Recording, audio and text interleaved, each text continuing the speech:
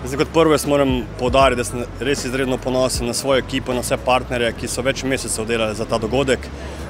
Kot ste omenila, več kot 150 slovenskih, nemških podjetij, tudi panel, kjer je bilo 6 največjih slovenskih podjetij, samo dokazuje to željo po povezanosti Slovenije z Nemčijo, povezanosti z Bavarsko. Na Javni agenciji Spirit Slovenija smo že lansko leto začeli z dogodki ob večjih športnih prireditvah, kar je smo mnenja, da šport in gospodarstvo povezujeta, šport in gospodarstvo dajete neke sinergije in več multiplikativnih učinkov na samo gospodarstvo, turizem, kako na samo prepoznavnost države.